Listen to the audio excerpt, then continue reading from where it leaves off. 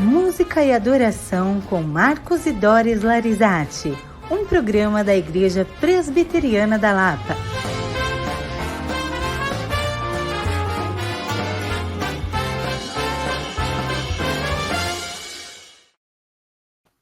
Muito boa noite, eu sou Doris Larizati. Sou Marcos Larizati. Estamos aqui para mais um programa da nossa web rádio Música e Adoração, da Igreja Presbiteriana da Lapa. E hoje vamos falar sobre como era a música após a Reforma Protestante, com o legado luterano e as contribuições de Calvino e Bach para a música da Igreja. Você sabia que a música da Igreja era muito dominada na época da Idade Média e tinha um caráter assim bastante excludente? Só algumas pessoas participavam, no caso o clero. As músicas eram entoadas em latim, era o canto gregoriano, como nós já falamos também em outros programas. E era interessante que essa música pudesse avançar e se desenvolver. E aí nós tivemos autores, compositores, que passaram a elaborar frases mais longas, com sílabas mais espaçadas na melodia, e isso às vezes fazia com que o entendimento textual e até mesmo melódico fosse difícil. Com o avançar da Idade Média, os compositores começaram a trabalhar a serviço da igreja e criaram técnicas de composição diferenciadas, como, por exemplo, as técnicas de contraponto, onde as vozes eram sobrepostas e entremeadas por diversas outras vozes, não é? Os textos, eles tinham línguas diferentes, mantendo apenas como se fosse um tipo de música, ou o tenor, por exemplo, que se destacava como a base musical de toda a estrutura vocal. Esse estilo ficou conhecido como molete. E, por outro lado, houve também grandes mestres da música que faziam essa linguagem para a igreja ou até mesmo para a nobreza, indistintamente. Sendo essa última de caráter mais popular, com danças de época, para ocasiões de efemérides e eventos, não é? E isso havia disso diferenciava a música desse contexto mais secular do contexto mais sagrado. Agora, nós vamos repensar um pouco o papel da música nessa fase do Renascimento, que vem logo após a Idade Média. E algumas questões foram muito importantes para os teóricos musicais, os filósofos, poetas e mestres. Por exemplo, o afastamento do fiel e sua passividade crítica, ou seja, a pessoa ela não podia participar do canto. Então, como eu disse, o clero cantava e a igreja, a congregação, simplesmente assistia de uma forma passiva, não participava da liturgia.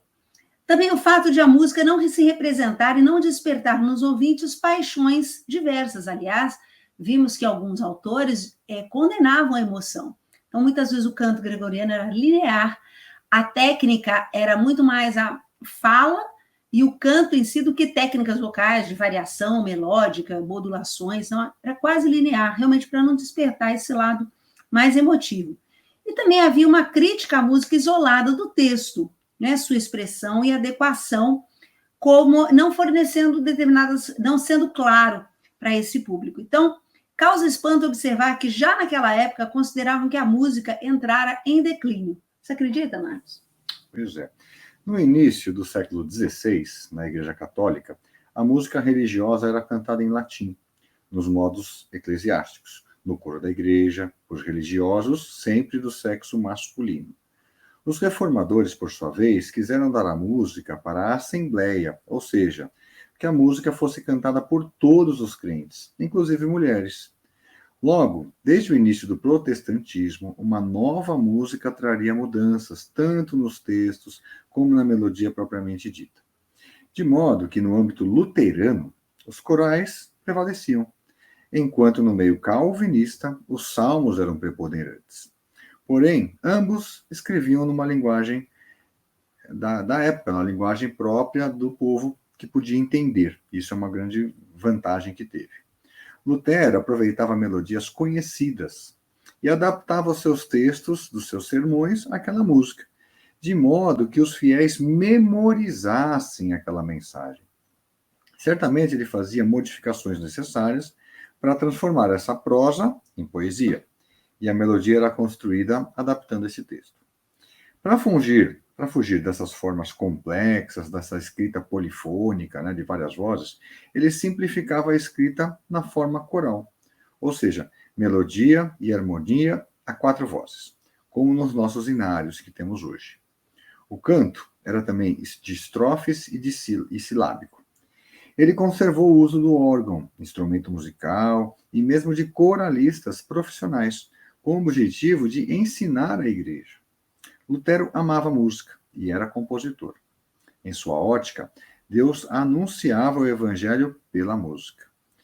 O evangelho, sendo o verbo encarnado, Cristo era o centro do culto. E através dos cânticos, ele pregava a encarnação do Cristo, a cruz, a ressurreição. A produção musical foi imensa, chegando a cerca de 5.000 corais, desde o início da Reforma até a época de Bach. Já na estética calvinista, o canto era mais em uníssono. Ele era silábico, sobretudo, e a letra deveria respeitar os acentos tônicos da língua. O texto era preferencialmente os salmos, gostava muito dos salmos. Ele metrificava em poesia e assim fazia. O uso dos instrumentos não era estritamente necessário, porque naquela época também a igreja era perseguida na França. Muitos cultos eram feitos em lugares pequenos, recintos pequenos, salas, e aí não precisaria ter o instrumento, porque a própria voz já era suficiente. Os cantos eram modais e a capela. Segundo a corrente reformista, as músicas eram diferentes, de forma que o saltério de Lyon, de Lausanne e da Basileia não era o mesmo de Genebra, por exemplo.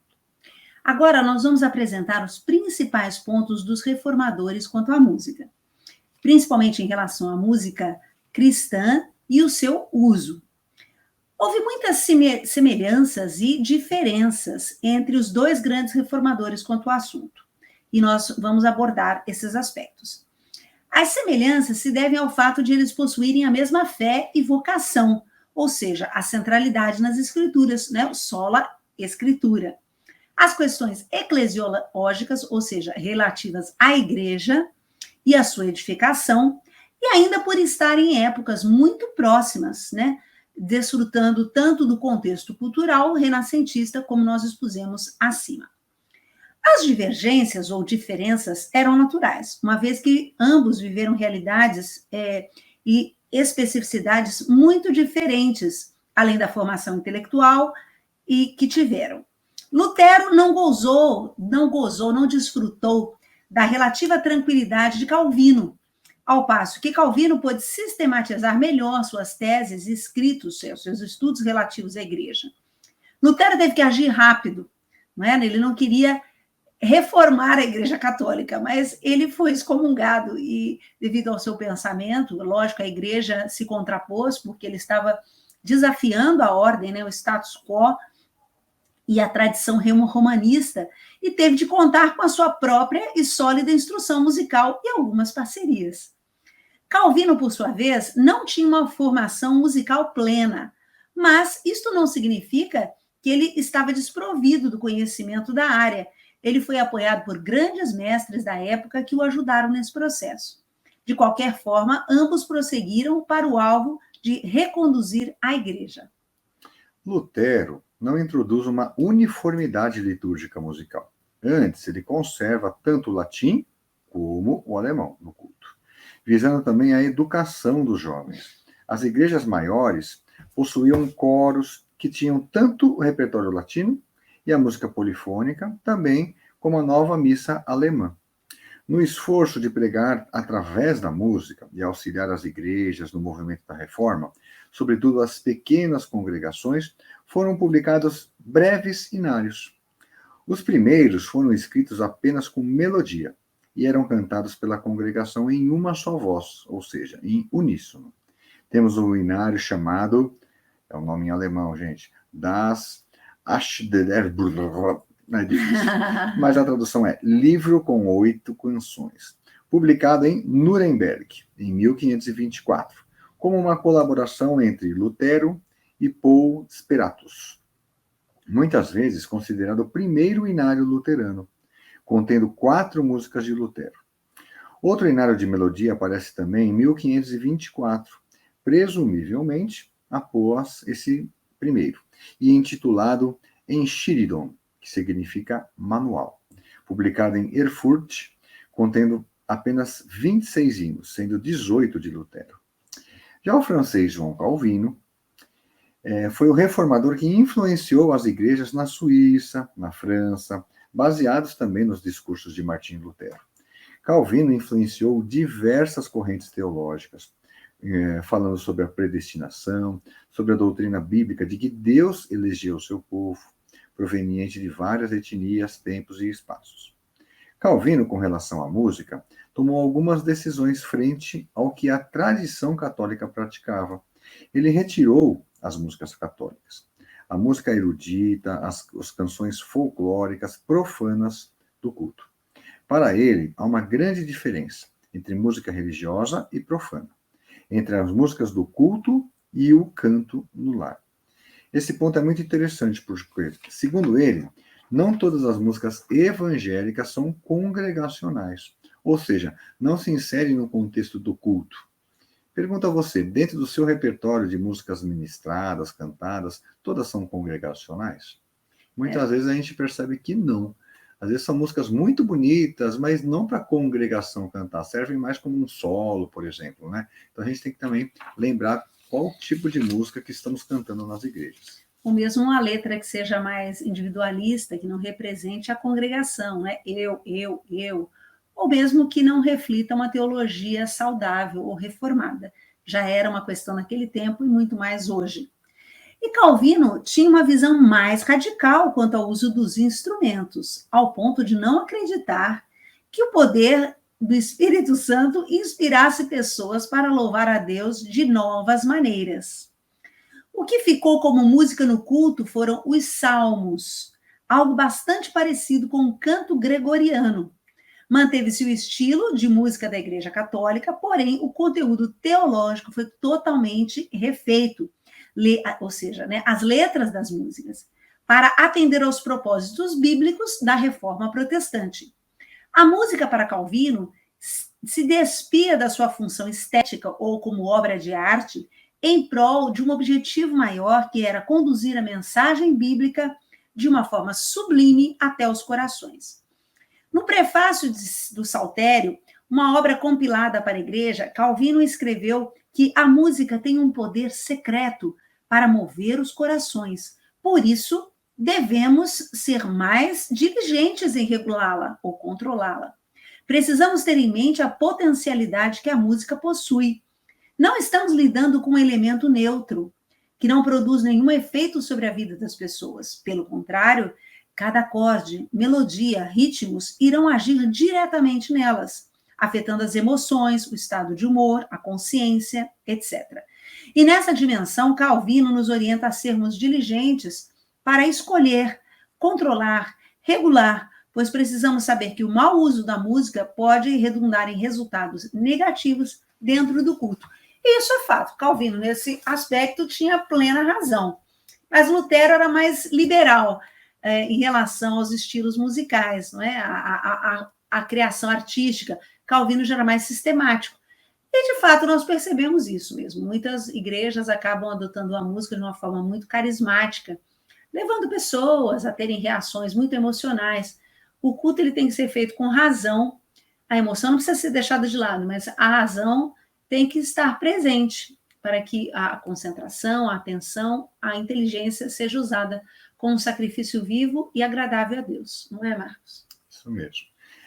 A posição calvinista quanto à música foi mais severa, para não dizer cautelosa, devido a uma desconfiança quanto ao ethos musical e de como a música era mal utilizada nos meios seculares. Calvino preocupava-se com o poder de música e o mau uso dela. Assim como o vinho é vertido no barril, a peçonha e a corrupção são destiladas nas profundezas do coração da melodia. Essa frase dele pesada.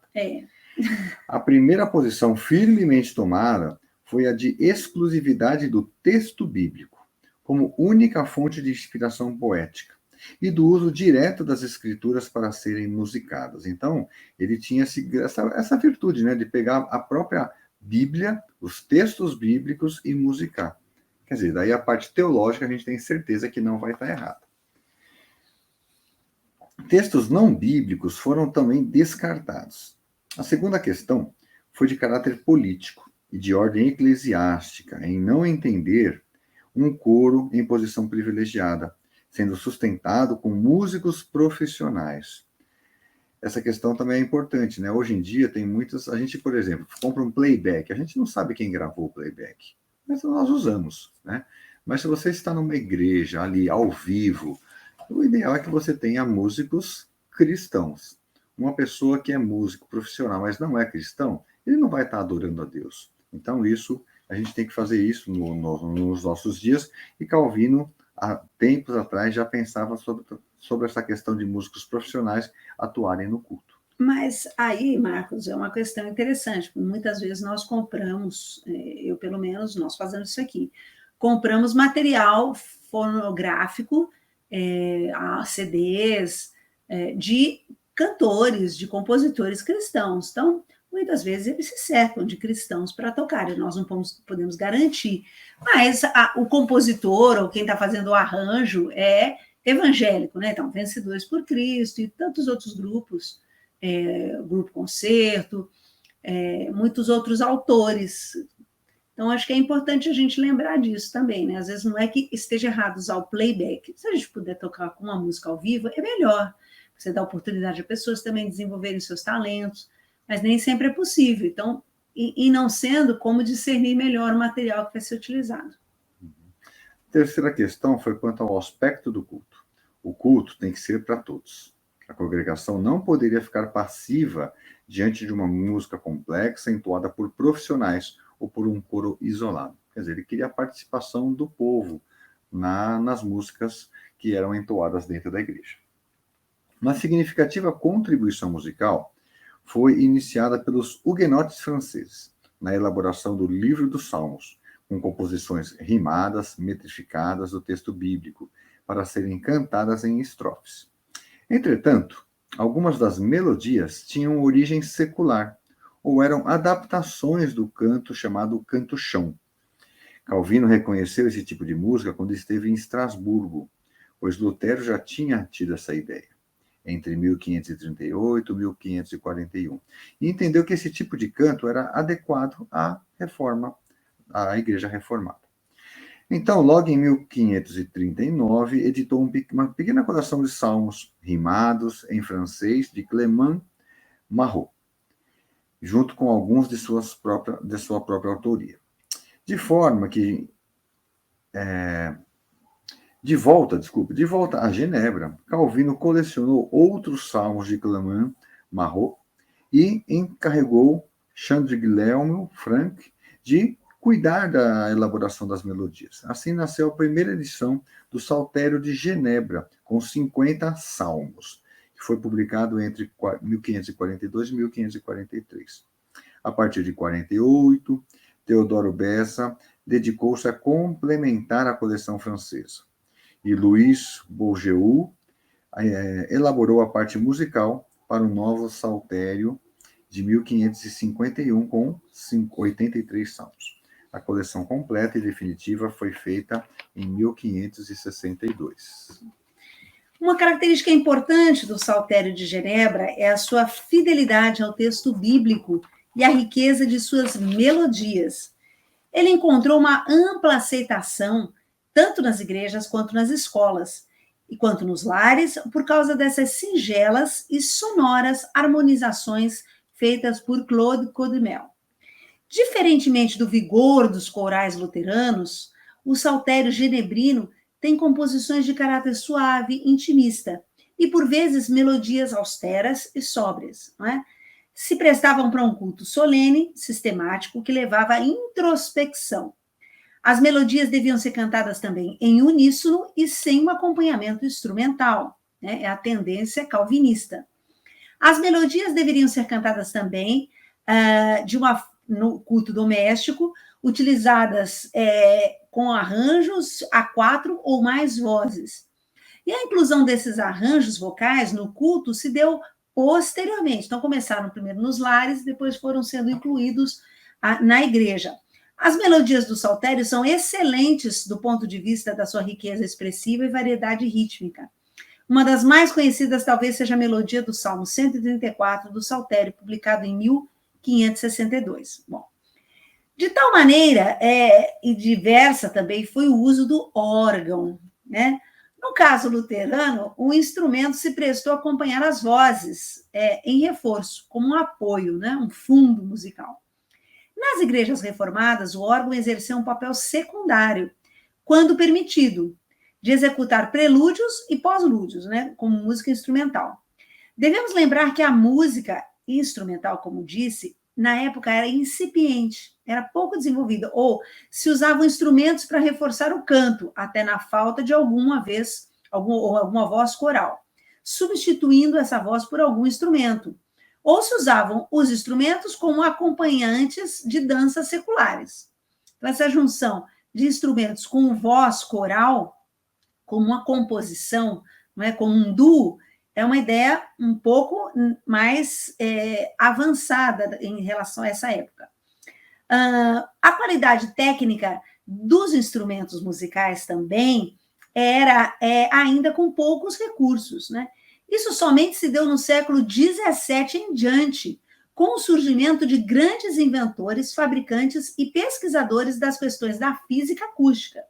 Então, a restrição ao uso do instrumento não era tanto só por uma questão de gosto, mas também por questão técnica. Então, como eu falei, não havia ainda grandes inventores, né? Nós tínhamos luthiers, né? Pessoas que estavam estudando a acústica, a ciência acústica, né? A física acústica. E isso passou a se desenvolver a partir do século XVII.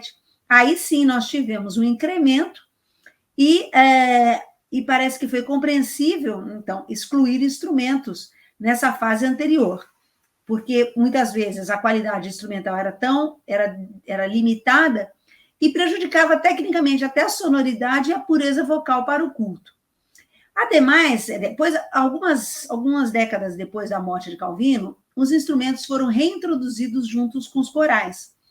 E isso em razão do surgimento de um maior número de compositores reformados, como falamos, e também do aprimoramento das técnicas musicais e instrumentais. Você não estava vivo naquela época, né, Marcos? Podia ter contribuído bastante para o desenvolvimento musical.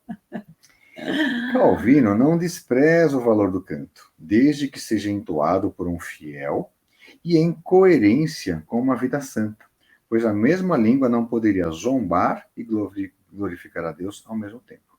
A fala, o canto demonstram a vida interior do cristão, como também servem para a glória de Deus diante dos homens. Para ele, a língua é criação divina, que deve ser usada para pregar e cantar a palavra de Cristo. Acima, Calvino destaca a importância do canto e seu devido uso. A edificação da igreja, a palavra cantada são o cerne da questão, não a música em si mesma. Isso demonstra, ao contrário do que se pensa, que Calvino não era arredio ao uso da música, mas contrário ao seu uso desenfreado e sem motivos claros em relação a Deus e à igreja, assumindo uma posição mais cautelosa e até mesmo crítica. Tanto que Calvino, sendo avesso ao costume do contraponto, contou com excelentes músicos e compositores, para que fossem criadas melodias para os salmos e também uma sorte de arranjos para a música nos lares. Nesse sentido, os reformadores apontaram para todos nós, não somente para a geração em que viveram, mas também as posteriores, deixando-nos um legado que vai além do musical. Deixaram, acima de tudo, princípios que reconduzem a vida piedosa e o entendimento do papel da adoração cristã. O estilo musical adotado na época da Reforma condizia com o objetivo de comunicar-se. Era inteligível a todos. O princípio geral é o que nos importa, ou seja, não é o estilo musical retomado do Renascimento, pois em si mesmo não comunicaria nos dias de hoje com facilidade. Mas os ensinos de Lutero e Calvino, a respeito da ordem no culto e do propósito do canto e da música, são os elementos valiosos que nós devemos guardar. Muito bem, vamos fazer um rápido intervalo e daqui a pouco retornamos com Johann Sebastian Bach e a sua contribuição para a música pós-reforma.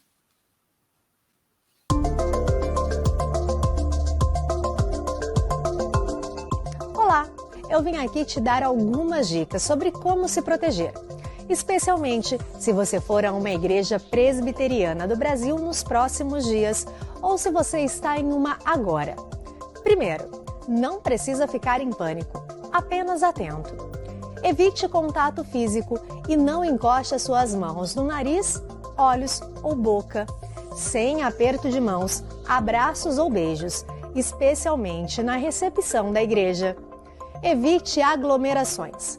Lave bem as suas mãos e antebraços, principalmente ao chegar de locais públicos, e abuse do álcool em gel 70%. Mantenha seu celular, relógio e itens de uso constante bem higienizados. Ah, e não compartilhe itens de uso pessoal. Use máscaras e, se você estiver com algum sintoma, procure um médico imediatamente. No mais, mantenha-se saudável, alimente-se bem e durma pelo menos 7 horas por noite. Lembrando que o vírus é transmitido pelo ar e pelo contato.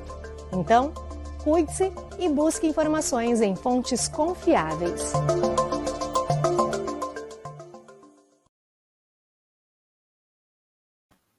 Muito bem, estamos aqui de volta e antes do intervalo vimos o legado luterano e as contribuições também de Calvino na música pós-reforma. E agora vamos falar um pouquinho de Johann Sebastian Bach, esse grande autor muito venerado, né? Assim, digamos, honrado do ponto de vista das suas composições. Ele, enquanto vivo, que foi de 1685 a 1750, com certeza foi o mais conhecido como organista, tendo sido, digamos assim, encoberto como compositor por seus filhos, que tiveram a herança musical herdada do pai. No final do século XVIII, contudo, a sua obra musical para o teclado coral e vocal teve, além de peças instrumentais, sacras e seculares, redescobertas por uma plateia nova e mais sensível, admiradora da qualidade e do espírito únicos baquianos. Desde então, seu nome não parou de crescer. E é dele a tese de que o objetivo e a meta final da música não deveria ser outro senão a glória de Deus e o prazer da alma. Que bonito, né, Marcos? Bach foi de uma família de músicos. Desde pequeno e aprendeu a tocar o órgão e a compor, influenciado por seu irmão mais velho. Até assumir a chefia da música na igreja em Leipzig, né, parte da vida que queremos aqui destacar, Bach trabalhou em diversas cidades e ramos musicais. Em 1723, Bach assumiu, após testes de habilidade musical e de conhecimento teológico, o cargo de diretor musical, chamado cantor, da igreja de São Tomás, em Leipzig, na Alemanha. Ele cuidava de toda a parte musical da igreja, compunha uma cantata por culto de final de semana, organizava a área musical de 4 igrejas municipais e exercia funções como professor de Thomas School. O que mais, Marcos, da vida de Bach? O grande Bach produziu inúmeras obras que ficaram consagradas dentro do cenário artístico musical. Mesmo que o objetivo principal do mestre fosse servir a liturgia da igreja. Bach produziu inúmeras cantatas, um patrimônio sacro incrível, e parte desse patrimônio está registrada em ótimas gravações produzidas por grandes grupos orquestrais, corais da atualidade e de décadas passadas. De acordo com o obituário, Bach escreveu 5 coleções de cantatas de igreja para todos os domingos e dias santificados do calendário eclesiástico. Portanto, deve ter composto perto de 300 cantatas. Contudo, foram preservadas menos de 200 cantatas. A produção foi tão rica que poderíamos apresentar uma cantata inédita por domingo. E só iríamos repetir a primeira cantata apresentada depois de aproximadamente 3 anos. Suas cantatas eram escritas de acordo com a prédica do pastor e normalmente eram divididas. A primeira parte da cantata era executada antes da exposição bíblica, tendo a função de prenunciar as palavras do orador. A segunda parte da cantata ficava, então, para ser executada após o sermão. Nossa, uma produção musical imensa, né? Uma cantata, e se seria repetida a cada 3 anos, olha, haja inspiração, hein? Mas era uma inspiração divina. Outra característica das composições de Bach era o caráter descritivo que a música dava ao texto, diferente de Calvino, que era mais sistemático e sóbrio, e também de Lutero, que estava numa época anterior, e não tinha todo o talento musical que Bach, essa virtuosidade, não é? essa iluminação divina. A música remetia à alegria quando o texto era de alegria, remetia à tristeza quando era de tristeza. E assim era feito de acordo com o sentimento proposto do texto. Muito interessante essa correlação, que as cantatas eram compostas conforme a prédica do pastor, ou seja, eram cantatas tematizadas e que expressavam o sentimento e a emoção que estava sendo valorizado naquele momento. Então, completamente diferente de uma linha calvinista, em que a emoção era deixada de lado, ou mesmo que o instrumento musical não era tão explorado pela falta de técnica, ou mesmo do conhecimento instrumental. E isso é interessantíssimo, porque não havia contradição, como às vezes pensava Calvino. A música não pode expressar um sentimento contrário ao sentido do texto. Perfeito, se a música é alegre, tem que ter uma letra alegre. E se é uma música de reflexão, uma melodia mais intimista. Bach era um homem também pragmático, né? Um homem prático. E muito da sua produção tem relação direta com as exigências do seu tempo. Seu aprendizado de órgão levou a se interessar por obras de outros compositores, e com certeza isso o influenciou, por exemplo, do norte da Alemanha, e a produzir cantatas consequentes. Em Cohen, seus deveres de corte exigiam maior produção secular, e muitas de suas obras instrumentais datam desse período. Até 1750, serviu ininterruptamente a igreja em Leipzig. Por sua capacidade musical, ele é considerado de forma unânime pelos músicos mundiais como o maior compositor de toda a história da música. Em contrapartida, sua produção instrumental decresceu até que assumisse o cargo do Collegium Musicum, quando Bach revisou várias de suas primeiras obras instrumentais para concertos semanais e compôs peças inéditas.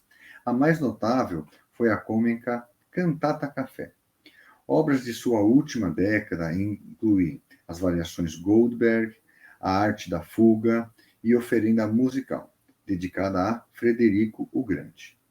No que se refere à música sacra, foi nesse período também que compôs a Missa em Si menor, o Oratório de Natal e Paixão segundo São Marcos. O estilo composicional de Bach demonstra profunda compreensão tanto da progressão harmônica como das engrenagens do contraponto barroco.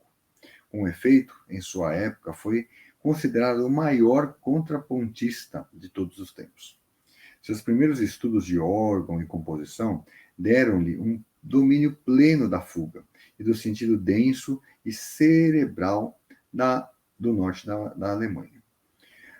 O interesse pelo concerto italiano e pela abertura francesa, bem como também das suítes de dança, veio depois e foi sintetizado num estilo mais coeso. Bom, Bach era um artesão, né? Suas estruturas harmônicas eram minuciosamente intrincadas.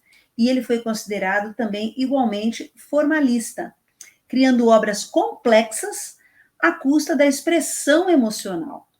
Quando o estilo cortesão mais leve e natural começou a ganhar popularidade nos anos 30, Bach foi acusado de estar ultrapassado, né? Ou seja, ele elaborava obras complexas e o estilo superficial estava em moda. Então, quando se gosta de algo que é inferior, o que é mais complexo acaba sendo rejeitado. Ironicamente, seus filhos compositores, Carl Philipp Emanuel e Johann Christian Bach, tornaram-se proeminentes representantes do novo estilo.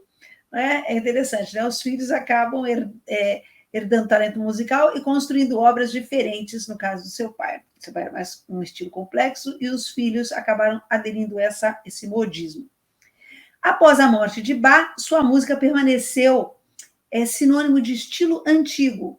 Contudo, tinha seus defensores, entre eles o barão Gottfried von Swieten, que organizou concertos da música baquiana em Viena. E sabe-se que Beethoven tocava os 48. Né? Ninguém escuta a fuga coral da nona sem cogitar a influência de Bach. Ou seja, Bach também influenciou Beethoven no seu início de carreira e nas suas composições. Não é, Marcos? Isso. Entendemos que os tempos mudaram e também as demandas do mundo contemporâneo. A música evoluiu muito desde o século XVI. Contudo, não almejemos anacronismos ou estratégias descontextualizadas, pois os reformadores serviram-se do que estava disponível no seu tempo, sem comprometer-se com o mundo. Antes, entenderam a voz de Deus e o clamor da sociedade. Utilizaram a cultura como que redimindo-a com sabedoria, com moderação, vislumbrando a graça comum de Deus por meio da proclamação da palavra. Calvino, ao pensar sobre a música no culto, chegou à conclusão de que existiam músicas compostas que não poderiam fazer parte do canto congregacional. Isso é interessante. Para ele não bastava a música ser composta por alguém ligado à igreja. Ela deveria condizer com o propósito requerido do culto. Bom, nesse momento que nós estamos fazendo uma síntese das influências aí de Lutero, Calvino, para Bach, nós podemos ver a boa música e o melhor músico dentro da igreja evangélica. Né? Como legado baquiano, percebemos o quanto nos afastamos do nível de excelência que existia no passado. Enquanto Bach compunha algo inédito para os cultos, fundamentado nas músicas de acordo com as prédicas pastorais, hoje temos muitas dificuldades para escolher músicas já prontas, organizá-las dentro de uma direção ou até mesmo relacioná-las ao tema que o pastor previamente passou à equipe de louvor ou à direção, à coordenação dessa equipe, de tal forma que fossem escolhidas músicas de acordo com essa temática. Bach nos constrange musicalmente, nos tira da zona de conforto e nos conduz a querer estudar mais e mais. Outro fator que aprendemos com Bach é que as músicas para a ministração não devem ser escolhidas ao acaso. Elas devem ser estruturadas sempre de acordo com o tema do culto. E cada música deve conduzir à próxima, como se fosse uma fluidez, não é? Como se um compasso viesse depois do outro, fazendo um elo sem que houvesse contradição entre elas. Calvino e Bach são personagens distantes da nossa história musical, mas importantíssimos para entendermos o que somos hoje. Cada um é capaz de nos ensinar a melhor servirmos através da música das igrejas, não é verdade, Marcos? É isso mesmo. Finalizando, nós vamos também mostrar algumas dessas produções que nós comentamos aqui ao longo do nosso programa. Então, ao final, vocês vão escutar algumas dessas músicas. Muito bem, pessoal. Por hoje é só. Se você gostou, dá uma curtida. Se não gostou, pode dar sugestões, que estamos aqui para adorar a Deus e ajudar nosso público a conhecer um pouco mais sobre o universo musical e como a música é importante também na liturgia. Curta, compartilhe, nos acompanhe nas redes sociais. Nossos agradecimentos também à equipe técnica, aos pastores da IP Lapa, que nos apoiam para que nosso programa possa estar no ar. Até o próximo programa, se Deus quiser. Tchau, pessoal. Até a próxima. Saudações musicais. Tchau, tchau.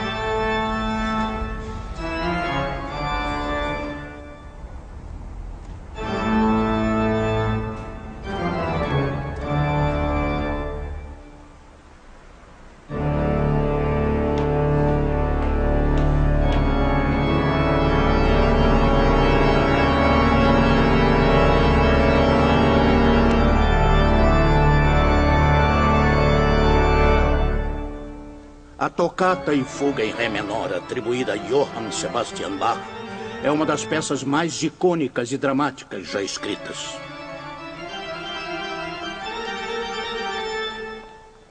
Hoje, Bach é considerado por muitos um dos maiores compositores da história, apesar de, na realidade, ele ter passado a maior parte de sua vida trabalhando dedicadamente para a igreja, desconhecido de todos de fora da Alemanha.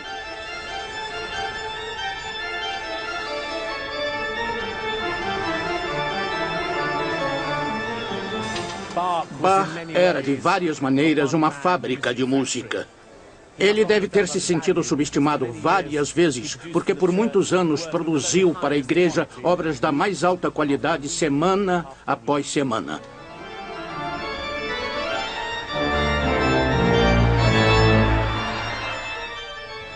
Bach passou a maior parte de sua carreira escrevendo música sacra para a igreja luterana, fundada apenas 150 anos antes por outro compositor, Martinho Lutero, o monge que iniciou a reforma protestante.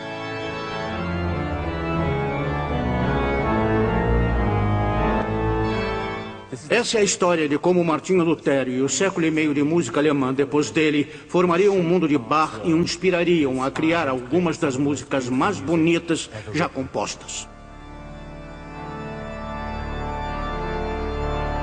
Música Sacra, Bach e o Legado Luterano. Versão brasileira, Som de Veracruz Estúdios. Distribuição Sinapse.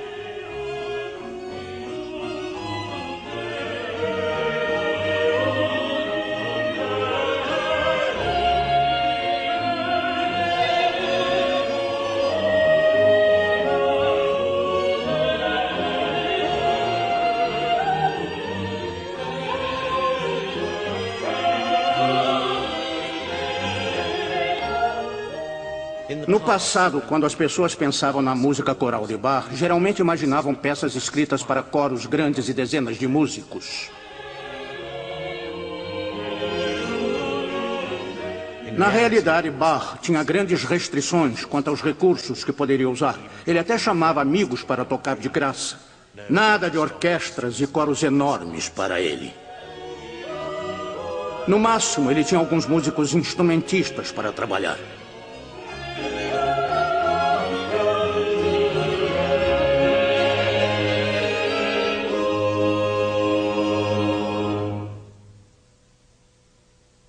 Esta é a igreja luterana de St. George, em Londres. Ela abriu em 1763, apenas 13 anos depois da morte de Bach.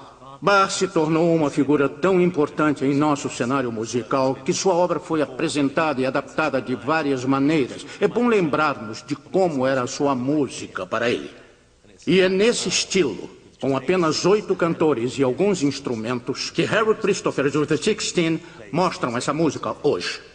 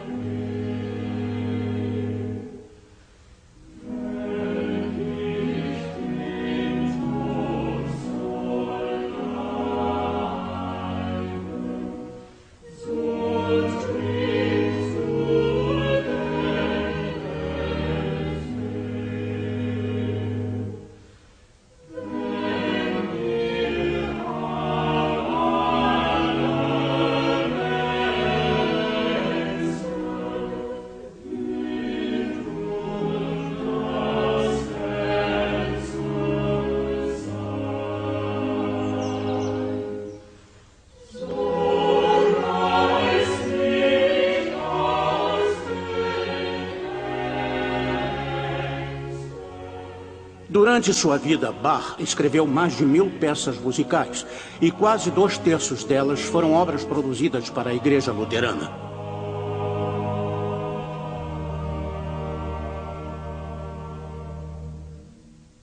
E foi aqui que Bach trabalhou na última parte de sua vida, na Thomaskirche, em Leipzig, na Alemanha Oriental.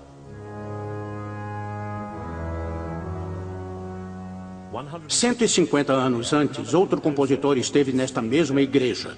Suas ideias não só tiveram um impacto radical na música sacra, como também acabaram por mudar o curso da civilização ocidental. Martinho Lutero, o monge católico que deu o pontapé inicial na reforma protestante, redefiniu o papel do canto congregacional, até mesmo a parte tocada pelo órgão dentro da adoração cristã. Permitir que a congregação cante cânticos em sua própria língua é uma tradição muito significante, estabelecida por ele.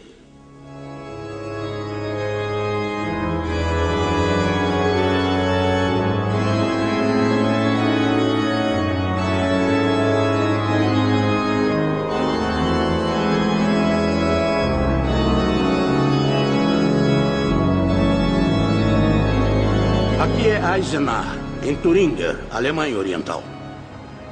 Em 1685, Bach nasceu aqui e hoje Eisenach atrai grupos de entusiastas de todo o mundo. Esta é a casa de Bach, que é o primeiro museu dedicado ao compositor, fundado em 1907. A casa cor de damasco atrás de mim é próxima de onde Bach nasceu e foi criado, que foi em algum lugar por aqui, provavelmente. Atrás do Biergarten, não sabemos. Mas Eisenach também é famosa por algo mais. Durante quase 1000 anos, a cidade foi dominada pelo impressionante castelo de Wartburg.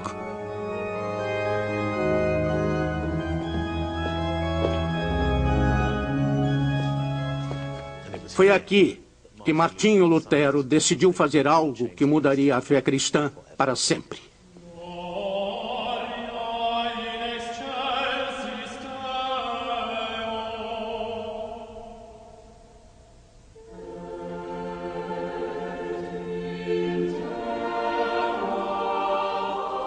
No início do século XVI, a Igreja Católica era, sem dúvidas, a força mais poderosa da Europa Ocidental. Nessa época, a nação alemã não existia como tal. Era uma série de principados independentes e de estados feudais.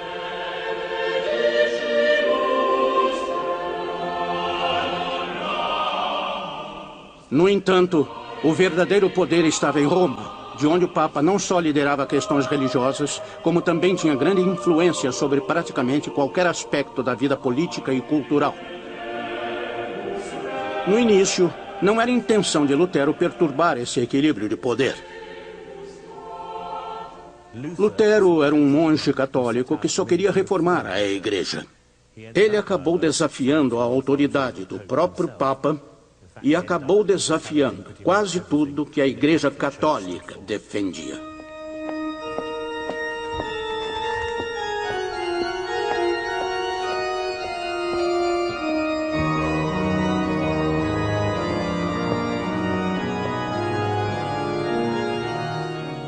Obviamente, Lutero foi excomungado. E quando chegou aqui em Wartburg, em 1521, estava escondido. E foi neste cômodo que ele iniciou a imensa tarefa de traduzir o Novo Testamento para o alemão.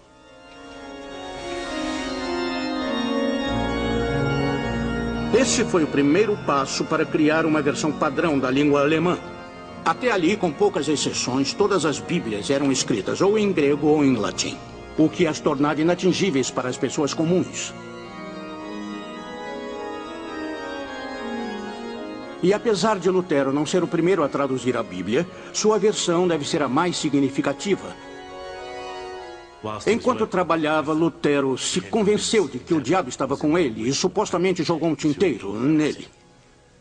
Mas sua tradução foi revolucionária, não só porque agora qualquer um que falasse alemão poderia ler a Bíblia, mas porque ela representava um enorme passo em direção a uma identidade única alemã.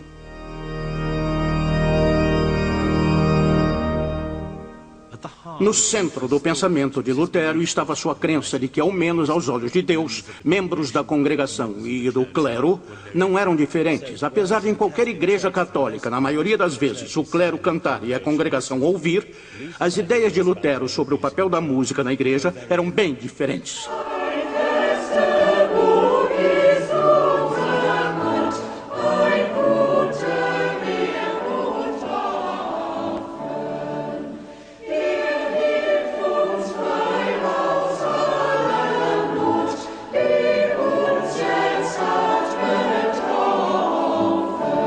De acordo com a doutrina de Lutero, todo mundo tinha acesso igual a Deus e, portanto, todos deviam poder louvar através da música.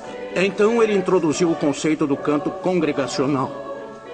Ein Festburg, uma poderosa fortaleza, escrita pelo próprio Lutero, é seu cântico mais famoso.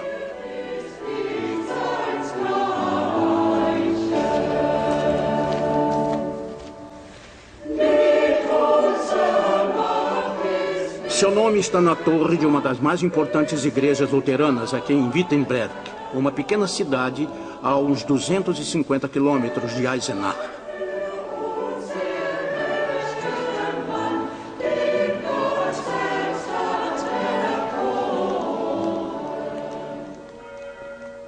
Do outro lado da praça, em 1523, Lutero apresentou seu primeiro serviço e possivelmente encorajou sua congregação a cantar uma poderosa fortaleza pela primeira vez.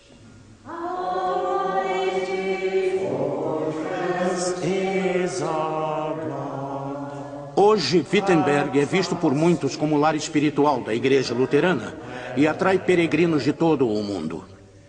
Os pastores Bob e Arne vieram aqui para pregar para milhares de luteranos americanos que visitam Wittenberg todos os anos. Mas no dia em que eu cheguei, eles pareciam ser os únicos aqui. Essa peregrinação tem uma característica? Em termos do significado desse lugar dentro da história da reforma da igreja, ela é um centro de peregrinação. Conhecemos uma mulher da Austrália e ela disse: você é o segundo pastor luterano que conheço. Essa deve ser a meca da sua religião. E de certa forma, é importante assim para nós. Eu sou do Colorado. Você lembra do tiroteio em Columbine? Claro que sim. Eu me envolvi no trabalho posterior lá e 4 ou 5 dias depois daquilo ter acontecido, nos reunimos na minha igreja e ficamos diante da fonte batismal cantando Nosso Deus é uma poderosa fortaleza. E foi uma das mais emocionantes experiências que eu tive, porque ela estava relacionada à situação na qual Deus é nossa força, mesmo no meio de algo tão trágico como foi o tiroteio em Columbine. Provavelmente foi nisso que Lutero pensou, não foi? Que há uma ligação emocional quando você canta um cântico em grupo grande. Johann Sebastian Bach é chamado de o quinto evangelista. Mateus, Marcos, Lucas e João são os outros 4. E a ideia é de que a música toca a alma de um jeito que as palavras faladas não tocam. Depois da palavra de Deus, Houve música. música e Bach é o quinto evangelista.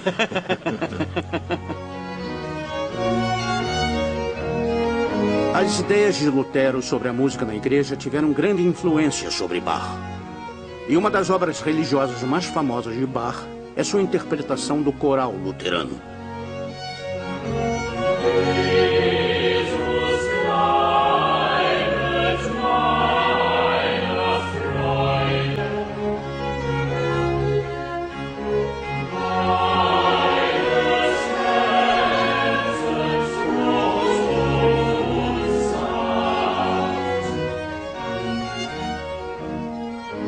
Jesus, alegria dos homens, não é só uma bela expressão da fé de Bach, mas para Harry Christopher também é um dos melhores exemplos da genialidade musical de Bach.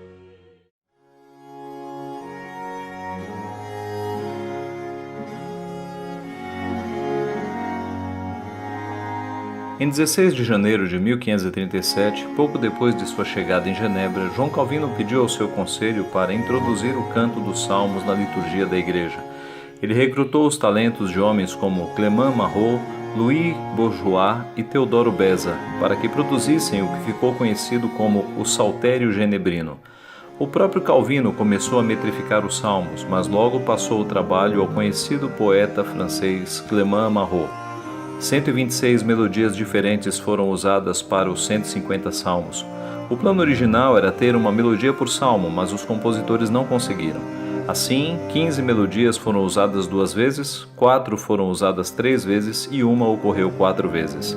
Os salmos musicados foram cantados durante séculos pelas igrejas reformadas e ainda são utilizados hoje.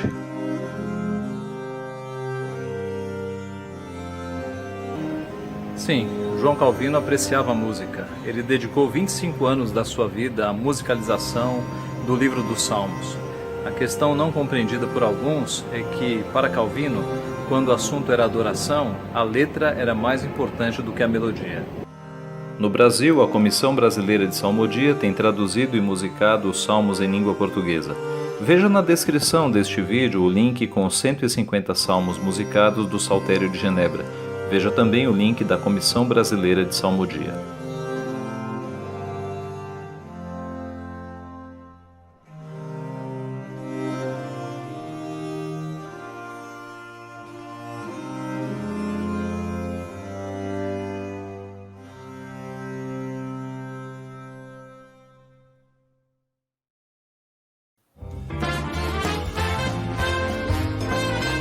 Música e Adoração com Marcos e Doris Larizati, um programa da Igreja Presbiteriana da Lapa.